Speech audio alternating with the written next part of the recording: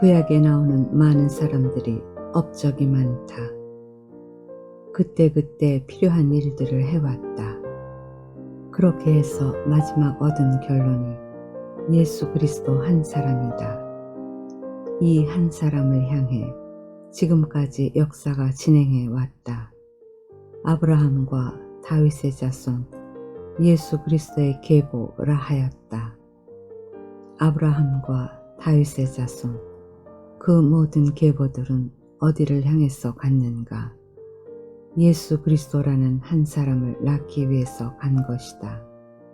이것이 하나님의 영원한 목적이다. 한 아들을 얻는 것, 사람 속에서 성육신하는 것, 사람 속에서 인격이 되는 것이 하나님의 목적이다.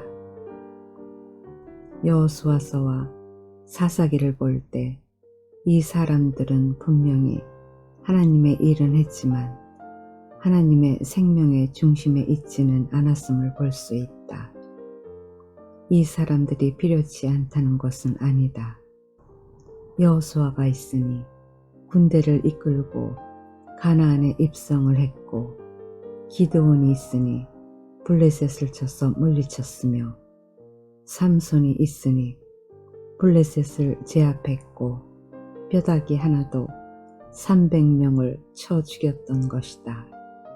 그렇게 이스라엘 백성을 보호했다. 이스라엘 백성을 왜 보호했는가? 성육신한 아들을 위해서다. 거기서 아들을 낳기 위해서 보호한 것이다. 이 아들이 나오지 않았으면 다 헛일인 것이다. 그래서 사사기에서 위대한 용사들이 많이 나왔음에도 불구하고 룻기가 시작된다. 그렇게 많은 용사들이 나온 이유는 룻 한 사람을 보호하기 위해서다.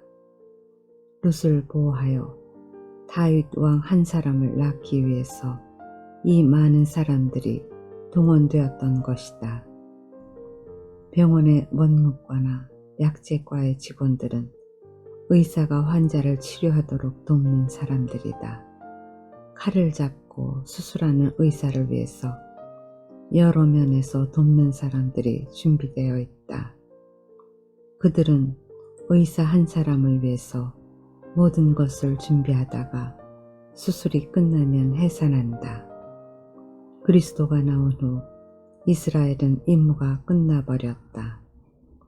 지금 유대인들은 그들의 나라를 회복해서 이 세계를 다스릴 것이라고 생각하지만 전혀 소용없는 일이다.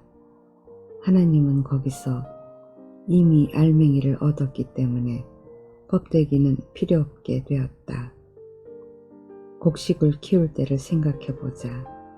싹이 날 때는 싹이 중요하고, 잎이 날 때는 잎이 중요하고, 가지가 날 때는 가지가 중요하고, 꽃이 날 때는 꽃이 중요하다.